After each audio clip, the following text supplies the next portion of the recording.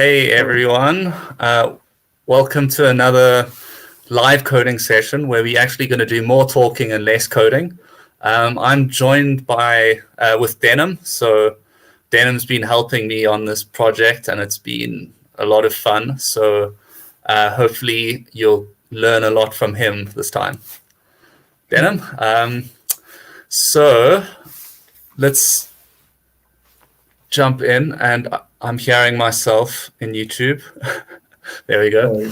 Okay. So yeah, let's give a basic overview. I think you're welcome to start of what the Skale-Arweave bridge is. Cool. Yeah. So I thought great project to work on, but let's start off with kind of what Arweave Scale Bridge actually is.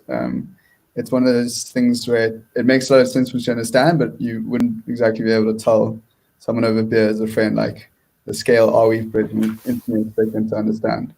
But essentially, it is a bridge or a connector that takes data from the Scale network and saves it, backs it up onto the Arweave file storage blockchain. So two kind of blockchains in this sense.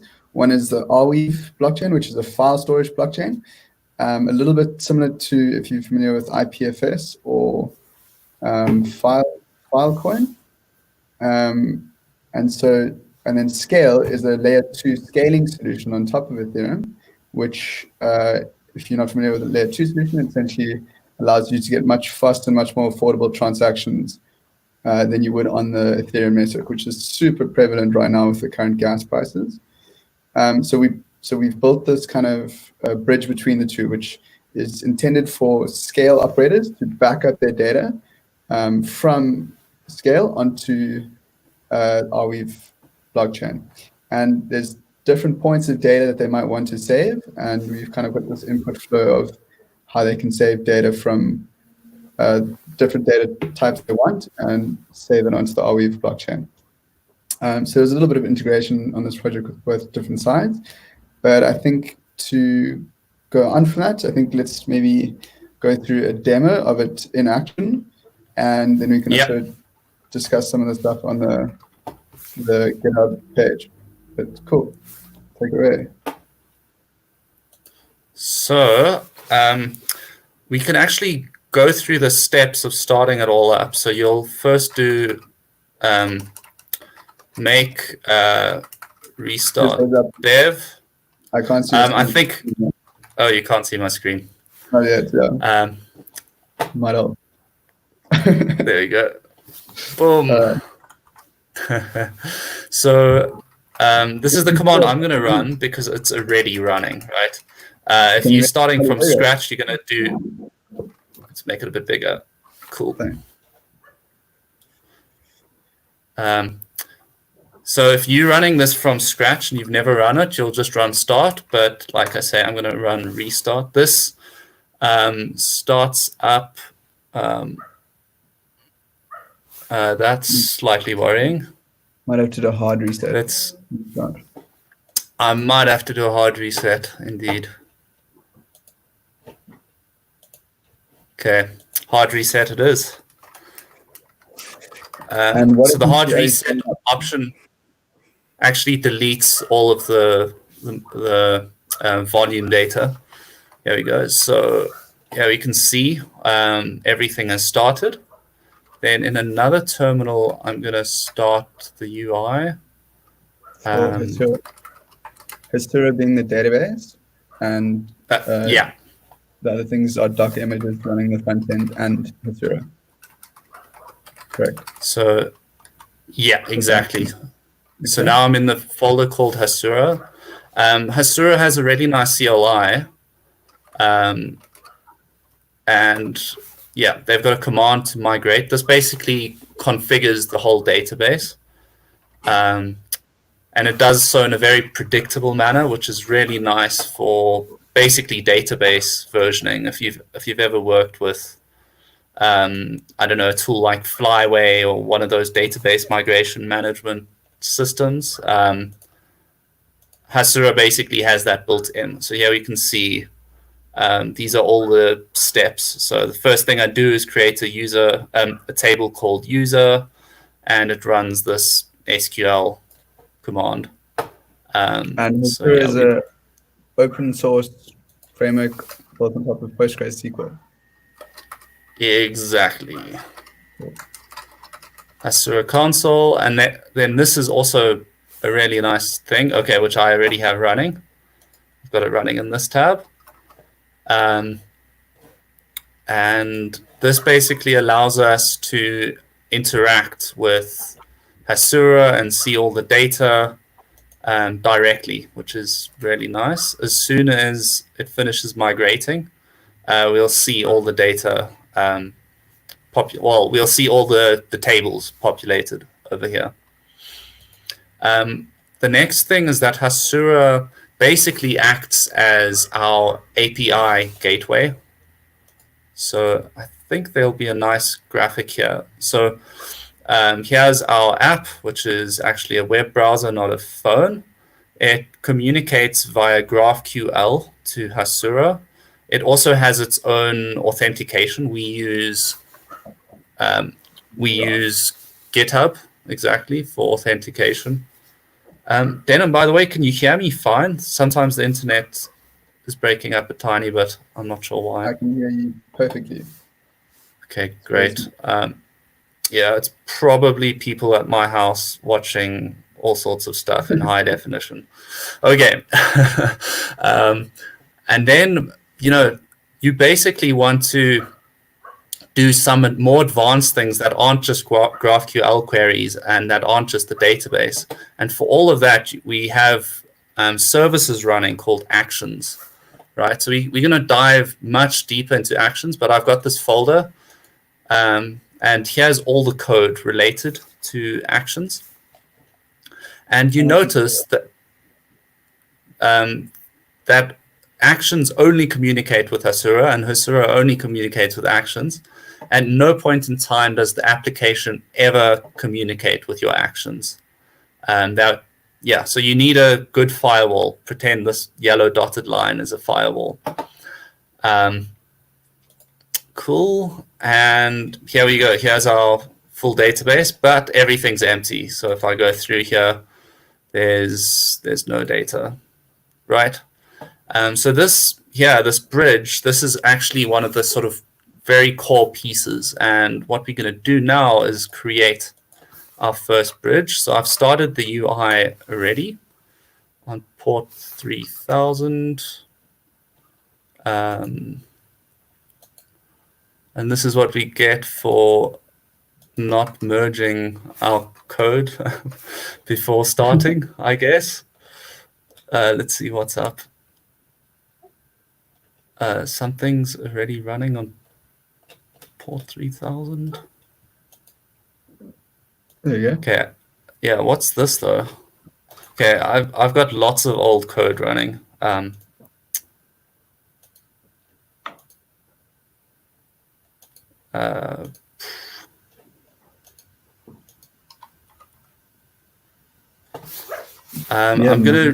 gonna quickly restart this. I think I had two servers running at the same time. Okay. Okay, so this is the dev server, of course. Okay, let's give it a moment. Okay, there you go. One quick refresh. I'm gonna log out so we can have the full flow. So I'm already logged in, but let's show you. So hopefully every developer that wants to use the Skale-Arweave bridge has GitHub, so very convenient. It'll ask me to authorize the Skale-Arweave GitHub auth. As soon as I click accept, it will take me through. It's loading my data, and there we go. So I don't have any bridges yet. So I can go to bridges and yeah, it won't take me anywhere. So we have to get started. Let's actually use a real endpoint that exists. I'll get that here.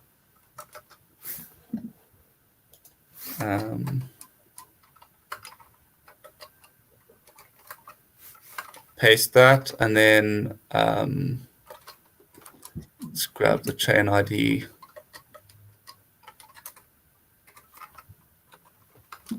Cool. Yeah. Add that. So that was a little bit quick, but I've selected that endpoint that I just created. And So you'll it's not notice that, sorry, Denim, I think the sound is not coming through. Say that again. Sorry, I was just saying that if you are creating a new bridge and you want to use the same scale endpoint and chain ID, that would show up as a kind of radio button select for future. Yeah, exactly.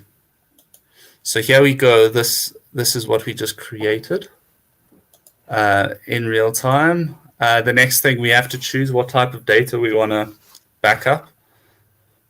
Currently, we can just use block data. Next, we choose a frequency. I'll say twice a day. And here, I think it's rweave.net. There we go. And it's 443. I think it's 443. Click add. And this literally right now generated an Arweave wallet for me. So for the sake of our demo, I'm actually going to grab, I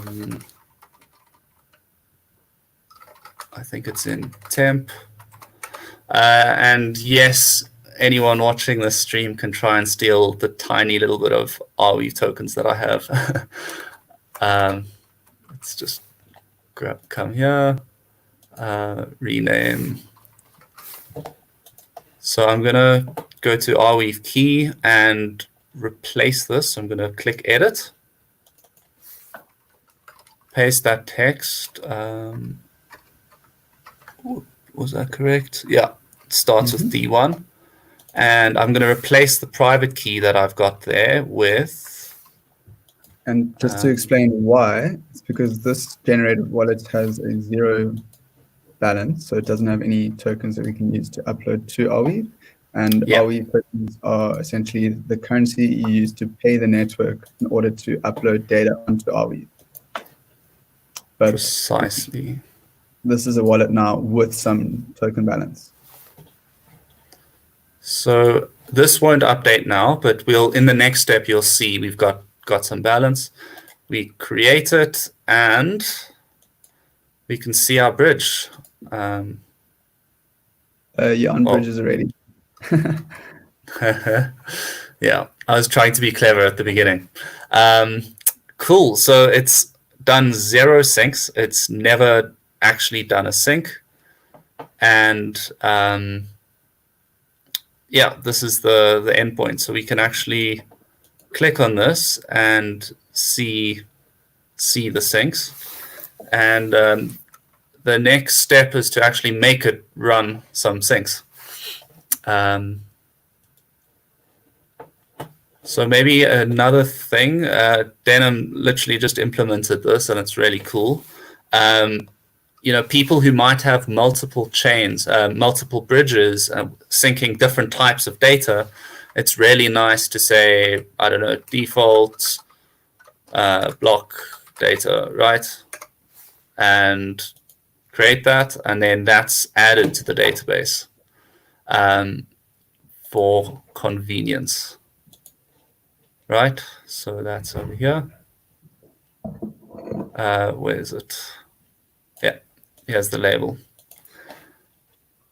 Great. So the next thing we need to do is, since we are actually in development mode, not production mode, we need to update the code in action. So I'm going to do that now.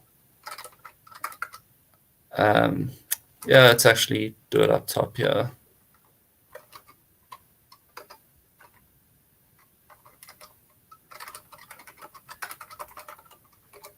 Yarn rewatch. So any changes I make to the server will be detected.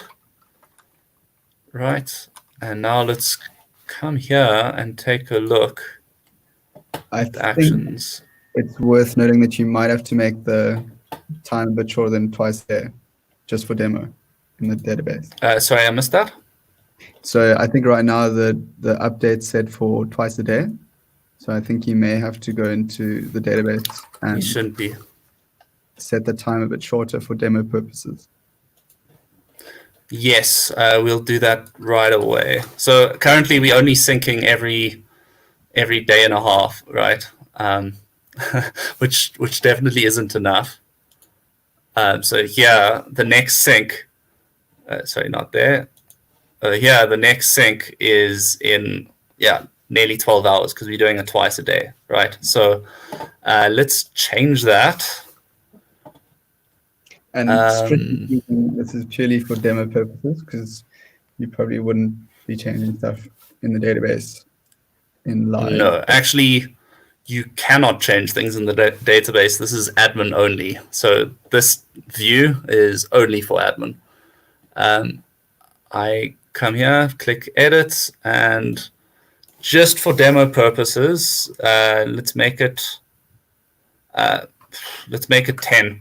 So the server actually only refreshes every 2 minutes. That's the interval we've chosen. So even if I've set it to do it every 10 seconds, the fastest it'll do it is every 2 minutes. So we safe. I'll show you how to configure that soon. Okay, so that's done. Now we'll notice if I restart the server, it will create another row in the table. What should? Let's see. And just to elaborate, this is essentially a backup. So you have a bridge, which is kind of the configuration for the saving, and each bridge sync is individual. You see why? I didn't change this value. As soon as I change this value to 0 or something less than the current time. Okay, let's just remove that. That's less than the current time. Save it. And restart this. So we don't have to wait for the 2 minutes.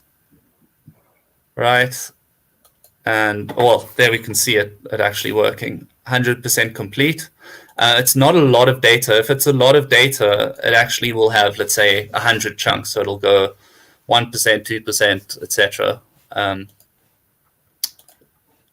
Here we are, and there we go. It's created a sync. So I'm gonna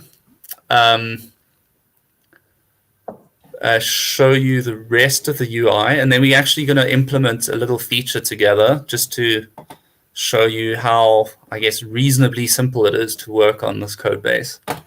Can I propose maybe one more thing that we take a look at the block explorer and Arweave with your wallet address? So yes. And I know that's often a little bit delayed before it actually reflects. So you can maybe wait a few minutes, but yeah.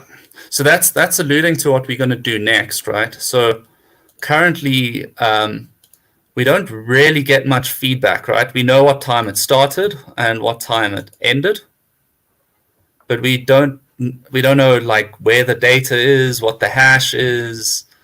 We're going to add all of that stuff now. That's our fun dev for this session. What I do want to see is this update, because this happens every 2 minutes. So let me just talk and stay on the screen because it's quite cool. It updates in real time. I don't want to miss it. Okay. Maybe I'm gonna force it. I'm gonna force it to go. Okay. There we go. Fetching scale data, retrieve. Oh, it's really fast. Starting scale. Finished. Upload. Boom. We upload. Cool. Cool. It should say complete very soon. Okay. That's probably a race condition. It should say complete rather than finished Arweave upload. But we'll also deal with that later.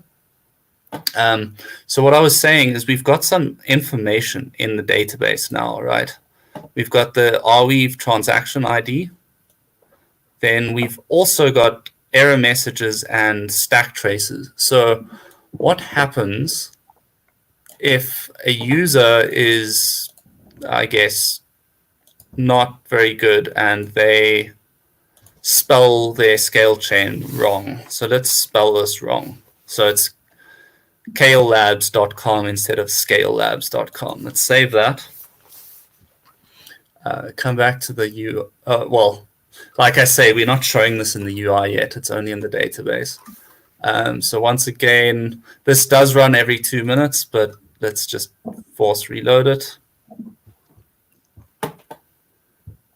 And okay, so now it'll just be stuck in fetching scale data because there should be an error.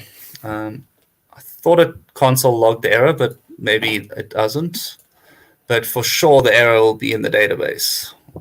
Right, here we go. So fetching scale data, but for sure, and here's the error. Right, and here's the stack trace. Let's see if I can make this bigger. So it tells you even line numbers and whatever. So obviously you're not going to show the full stack trace with line numbers to your users, but at least when a user reports this bug, you can actually then look. They can say, oh, it's ID number 4, sync index 4, whatever, had this error, and then the developers in the backend can go and say, oh, that's interesting. It was on line 133. There was an issue, right? So that's pretty cool. But like I say, we don't show any of this on the front end, right? It just says stuck. It doesn't do anything. So that's not ideal, right? And yeah, so let's go and fix this. How does that sound? Can I propose maybe before we jump in the code, we just kind of validate on the Arweave Block Explorer. We've got that. Yeah. What is the link again? It's Arweave. It's viewblock.io/Arweave. Viewblock.io/Arweave. And Let's then go there. I think it works better when you put in your public key and not the Public actual key. Yeah. Sure. Okay, just because we've got it over here, I'll do this, but I'll fetch the public key now. Oh, there we go. Okay. Sure. Yeah, it seems to have. That looks like the transaction, and it's got 0 confirmations. Basically, this Block Explorer has quite a lot of delay. I wouldn't say it's as bad as Bitcoin, which takes 10 minutes, but it does take some time. Let's grab my public key. I think you can get it from your profile too. Yeah, cool. Yeah, Denham's completely right. I probably should get it from my profile instead. And here's my account. Why is it not? I don't think that's your Okay, there we go. You don't think this is mine? I think this is mine. No, it is there. I just Cool. So there we go. And yeah, that's the same balance and account that we have on our home screen.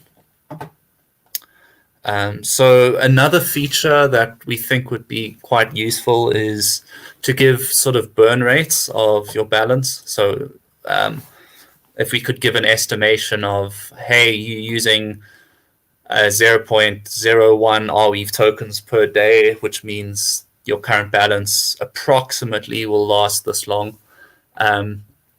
Things like that. Probably before we submit tomorrow morning, because of time zone differences, we're gonna add basic like 1 megabyte costs this much, 1 gigabyte costs this much, just like a little reference table.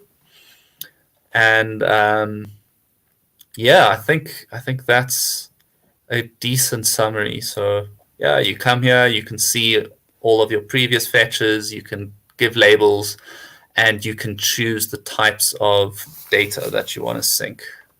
And you can deactivate a bridge, although I would say let's... yeah, why not? Let's deactivate it. Boom, it's not showing on your dashboard, but we are admins, so we can play God and edit this and make it true again. Whoops. Let's reload the page.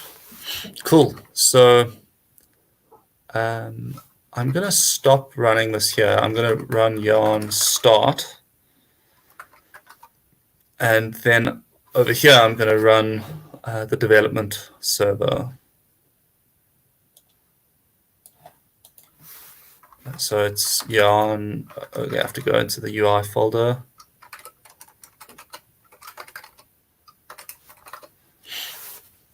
Cool, and now it's compiling all the code, checking that there's no errors, no type errors. That's actually something worth mentioning. We are using a strongly typed language with a very, very expressive type system. The reason I say it's expressive is, I don't know what a good example is, but like over here, I'm not saying body is a type, body in input, but it has, like everything's typed. It's just I don't have to explicitly type everything, which is really nice. And if I make a mistake in some way, let's say I don't know, I put a, okay, let's actually go to the front end, not the back end. Oops.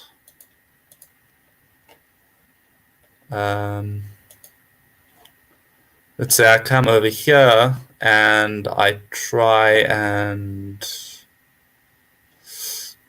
I try and set this to a string. It'll immediately give me an error, right? It wants a bool, but I'm giving it a string, So really, really nice to have something assist you and basically prevents a lot of runtime errors. I think in theory, all runtime errors, but some do slip through. Yeah. I think it's worth noting that the beauty of working in Reason React is it compiles to JavaScript. So I know from what we were doing earlier, you can actually also just code in JavaScript and import your libraries and stuff like that. And you've got that kind of compatibility, which... So this right now it's not something that you should do often. But if you do raw, like this is a portal into JavaScript, and you can say console.log, I am JavaScript, right? And whenever I add a label, it'll say I am JavaScript now. The reason this isn't really looked on favorably is there are things called bindings that are more secure. Let me find you some bindings. Where's a good place for bindings? .env. So I could say let config equal raw and then put a whole bunch of JavaScript in here, right? But it's more robust and easier to maintain if you have very clean. So there's a module called .env that's in our package.json somewhere in our dev dependencies, I guess. Okay, no idea where it is. It's hiding. Am I in the wrong package.json? Or maybe I'm not even using this file. I can probably delete this. Anyway, the point is that you've got a lot of flexibility and power in your hands. When you want to be strict and catch lots of errors, you write everything in Reason. When you want to experiment and prototype and make code that might not work, then you can use JavaScript. Cool. So where are we going to go next? We're going to go into bridges and no, not into bridges.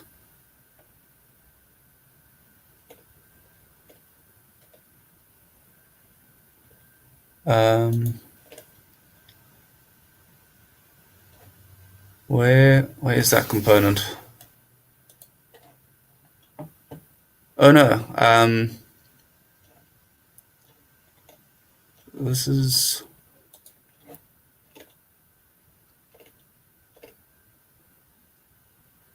okay. Yeah, sorry, we're going to bridge.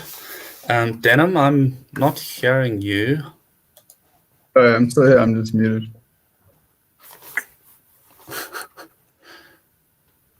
Okay, cool. Just checking you're still around. No, So what we want to do is add another column called info, right?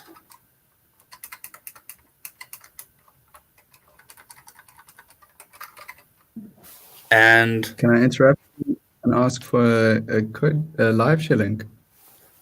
Sure. In fact, I'll open VS Code now and you can add me. Yeah, that works. Tell me if you've gotten that. Yeah, I'm sure Denim will find a really nice emoji for info. So I'm on it. Cheese emoji. Yeah, this is the primary reason why Denim is on the stream, to find emojis. Cool. Can you try it again? Sorry, I think I might have been a bit behind you. Okay, I think let me just copy the link. Okay. Can you see it in the chat? Yeah, I can. Private chat. Cool. Sweet, thanks. So let me actually not just start writing code and explain. We've basically got these, not here. Yeah, this is a good view. You can see all of it. So this, like I was saying, I think this shouldn't ever be shown to the end user. It's like line numbers and stack traces and stuff. So that's totally internal. But we've got this Arweave transaction ID, which only happens if the entire sync process is successful. And we've got an error message, of course, if it fails, right? So we want to have one field in the table that is either the Arweave transaction ID as a result, or the error message if it fails, right? At least that's how I have it in my head. So we're going to come here, and where it says status, or no, where it says info, we're going to move all of this to status, and we're going to put it into the info column. Also, while I'm here, I might as well copy these names. I'll copy a whole bunch of other stuff, but that's fine. And add it to the GraphQL query. So you are essentially, just to get an overview, going to add error messages into the UI, as well as the transaction ID, so that you can search the block explorer essentially to validate that that's gone through. Precisely.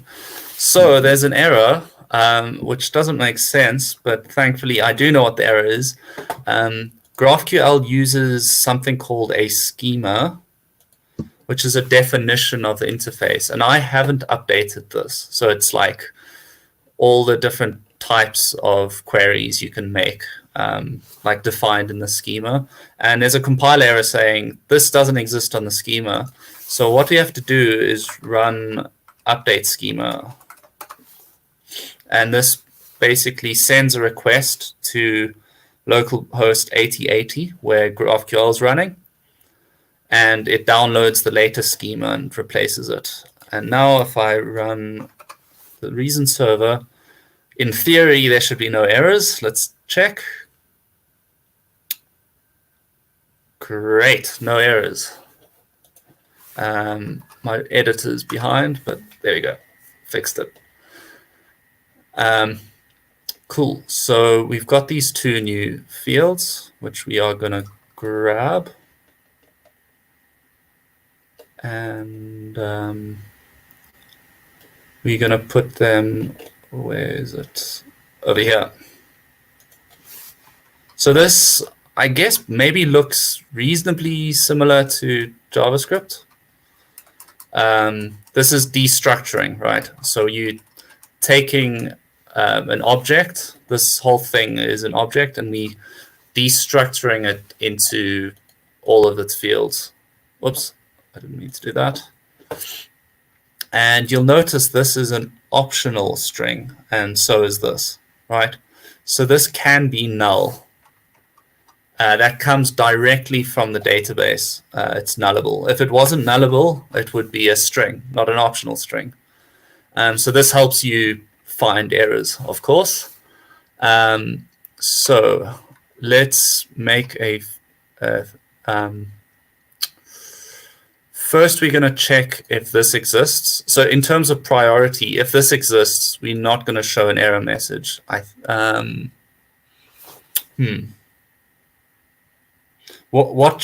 what do you think should have priority, the error message or the Arweave transaction ID? Let's say both of them are defined.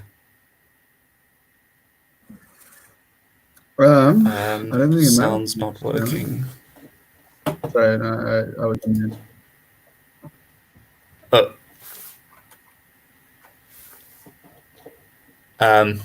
Okay.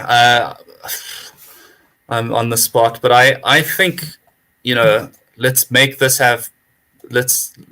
be the preferred option, right? So we're going to say let info equal Arweave transaction ID. Then we're gonna do something called option.map with defaults. So map is basically the word for converting a value, basically. So we also have a default if it's undefined. So the default, if that's undefined, is we're going to get a little bit recursive over here.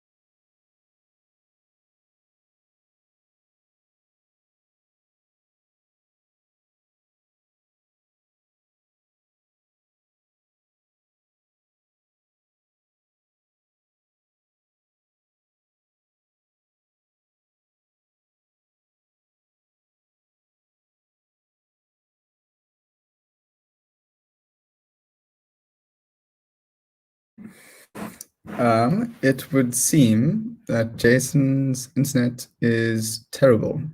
I'm back. Sorry, guys. I think I've sorted it out. I actually don't know how much I missed. How many minutes was I gone? Not long. I pretty much typed in the stream is dead while you were typing. It was, under a minute. Okay, cool. Some nice technical. Yeah, perfect. So what I was saying is, for now we're just gonna set this as the default. Boom. Right. And if the Arweave transaction ID is undefined, it'll show this text. So let's test if that's, oh, we need to actually show it. So let's, what did we call that? Info. Cool, it all compiles. Here we go. So this is the default. Yeah, Denim is having fun. Cool. I'm actually not sure why all of them are undefined. I thought some of them were defined. Ah, okay. It only shows the latest. Remember, this happens every 2 minutes, and I have made it fail every single time. So let me fix it. Scale endpoint is not a kale endpoint. It's not a tasty vegetable. Okay. Put an S there. And next time it syncs, it should actually, let's prompt it because I don't like waiting 2 minutes.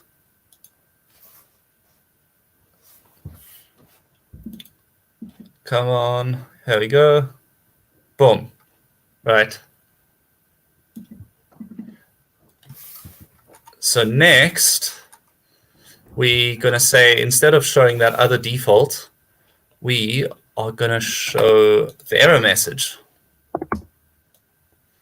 So we kind of doing some weird nesting over here. Dot get with default. Oops. Okay, and obviously I need to give it an argument. Yeah. Maybe if I ask a question. You see what I mean? Great help. Go for it, Denim. So I know the answer. So I'm asking the question because I think it's not always, or at least it wasn't obvious to me when I first saw it. But the option, what is the purpose of an option? Surely it has a value. Like, yeah. Why is it important to say it's not undefined or? So,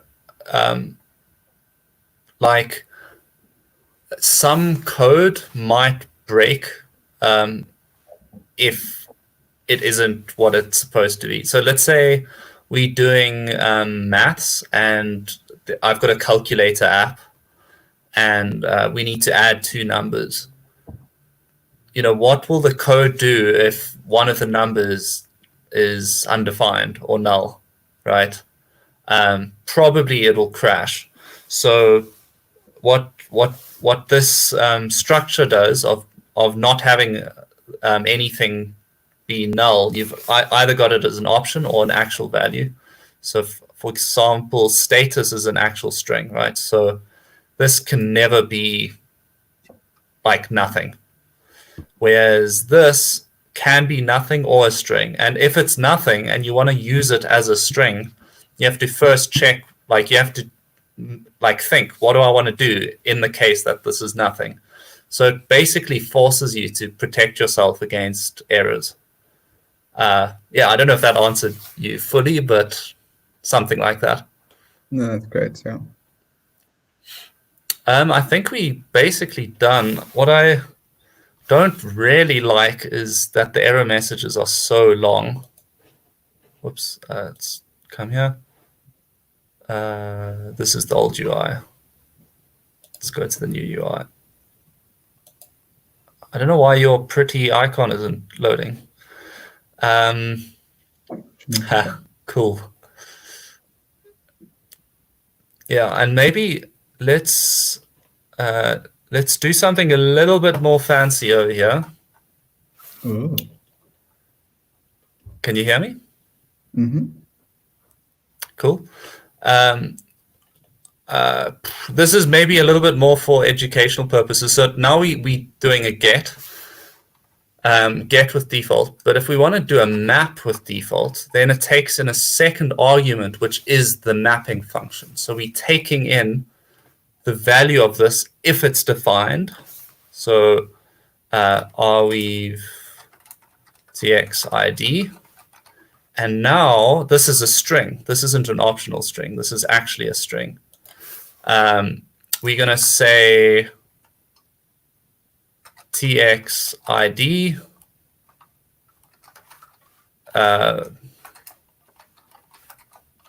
plus plus Arweave txid. Oh. There you go. Cool. So now if I go back to the UI, this loaders us logging in with GitHub every time. That's a tiny bit annoying. Okay, there we go. Cool. So we've got txid in front. But what if we want to do something cool? We want to show transaction IDs in normal text. Oh, we want to turn them into a link, right? Then what we can do is we can define our own type,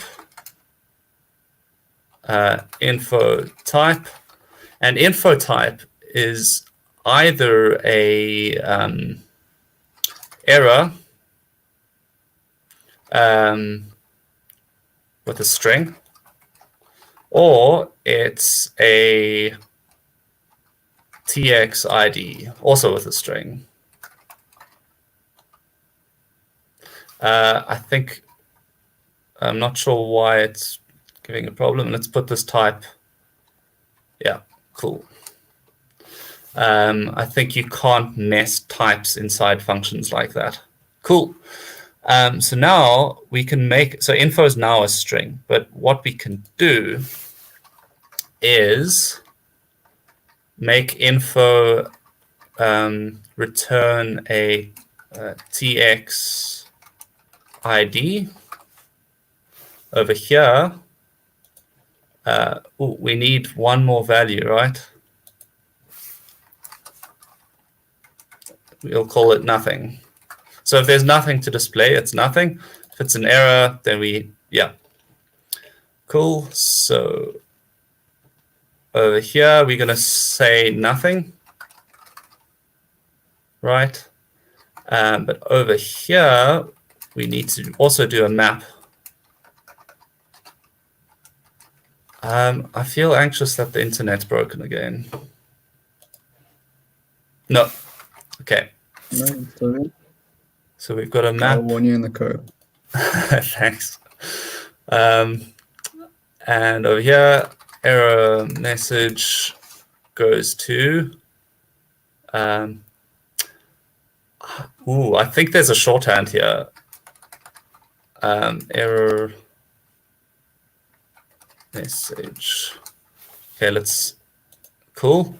So now here, our code is breaking, right? So on line 109, it's telling us this must be a string. React only knows how to show strings. It doesn't know how to show this info type that we've created. So how do we deal with that? We make a switch statement on the info type, and we say if it's none, we return an empty string. If, I think that'll work. Maybe we need round brackets. Cool. If it's an error, I'm actually changing my mind. We want to make it red, right? Oop. So here, make it a string. If it's an error, we put a span around it with a class name equal to CSS. This is just a library that I have installed. Style, and it takes in an array of styles. So we're going to say color, American spelling, blue, no, red, surely. Jason, am I right in saying cool. I can do this as well? So React.null. Yeah, we can do React.null. Yeah, for sure.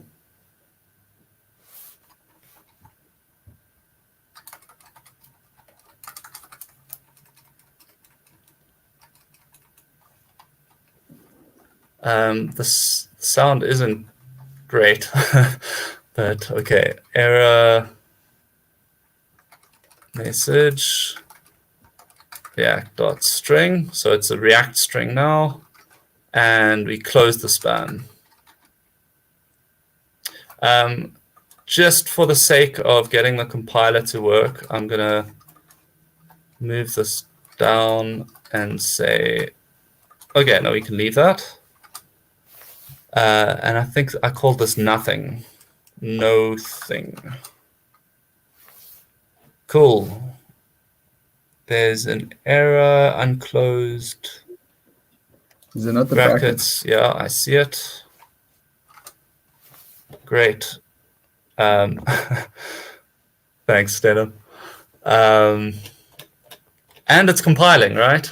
So that's perfect. Now that we have it compiling, we can do the last step, which is txid ID, and we will over here say ID. Let's think. We'll say. Oh yeah, let's make this a link. Let's make this a link. Let's be fancy. So let's see what the. So we're gonna make it an href. Sorry, a href equals. Put that in there. Plus the ID. That looks good. Then we'll say ID over here. And this needs to be a React string. On it. Yeah. I would say without that, we can. I think we can show the. So you're right. I thought you were do you think it's better to show the code, or it's better to have some text transaction? I was going for, we're doing the same thing. I'm just going like this. Okay, yeah, let's do that.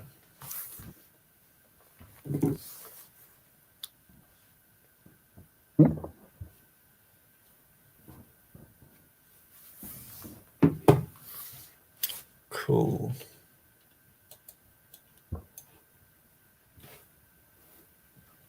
And I think this will work.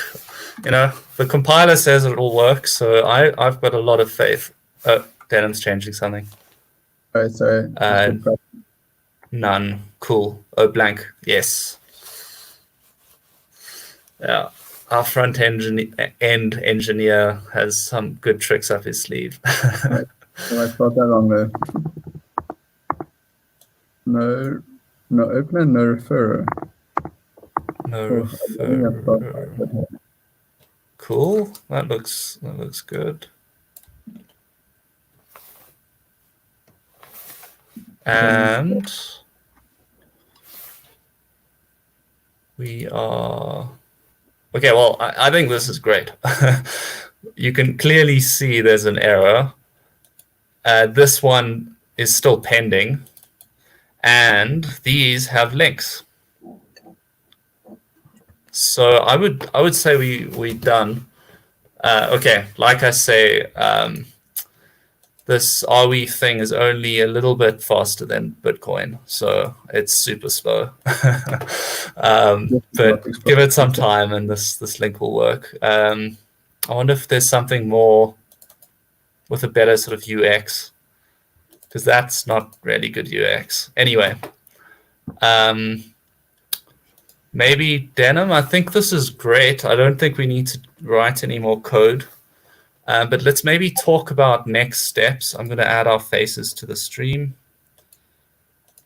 Yeah. I think maybe open up the GitHub repo. Sorry to anyone watching. The internet's terrible. Oh, no, you're fine, dude. I can hear you perfectly. I don't know if you can hear me. Um, can you hear me? Cool. So Guess not. one of the things that we definitely want on the UI is pagination. So over here, we've already got 21 syncs, right? But you can't see past in the history. So pagination, that's something, and it's because we've got this GraphQL database. Actually, that's really easy to do. You just add it to the query. I'm not going to write a query now. What else? What else can we do? Denon? I don't know if you can hear me, but if you can, I would say we can check out the GitHub repo. We've mentioned a few things in there. Yeah, for sure. And another thing that would be nice to edit more than just the label, because someone might make a mistake while creating a bridge, and then they want to edit the bridge a little bit more. I mean, these are kind of nice to have. Essentially, it operates in its sense. I mean, it would be nice to have some kind of maybe notification warning system if your Arweave token is going to run out. Kind of these smaller nuanced things that really take the remembering part from you to the application. And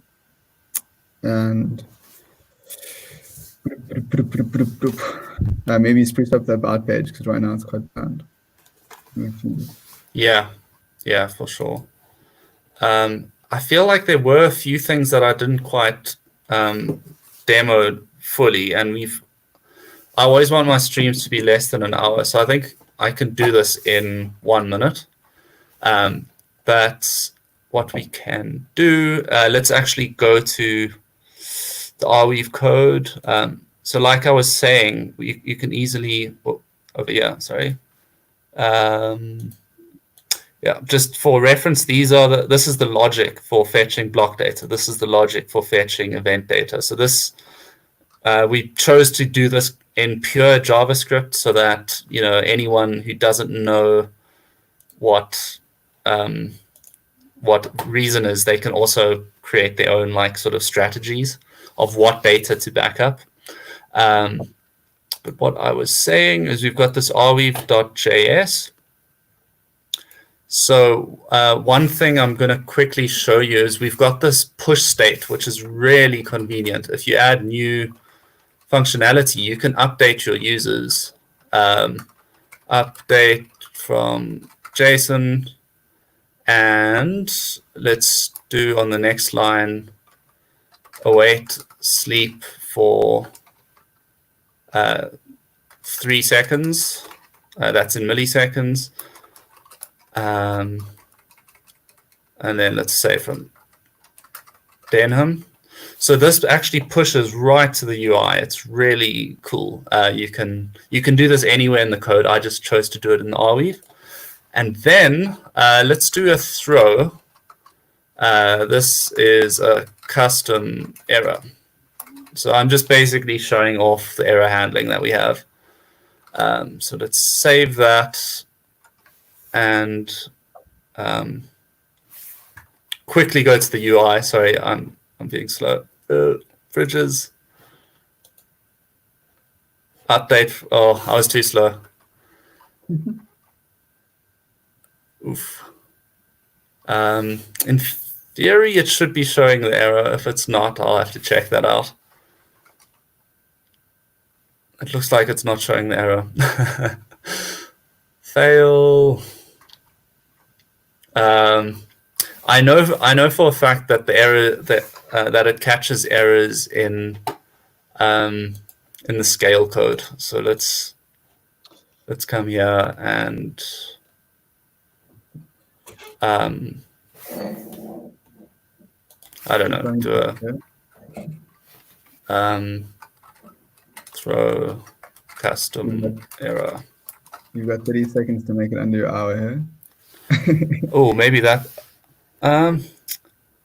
Okay, so it's not pushing the error, but it is getting the error. That's annoying. Non-nullable variable. Okay, I'll have to look at this. This is a query.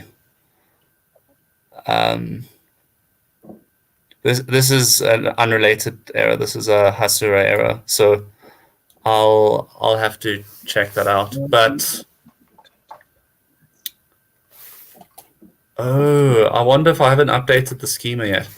Anyway, guys, I think I've made my point. We're going to put a little bit more polish into this in the coming few hours, and yeah, this is hopefully the start to a really exciting and blossoming project that a lot of people in the Scale ecosystem will use. Cool. Bye, everyone. Ciao, ciao. Sweet dreams.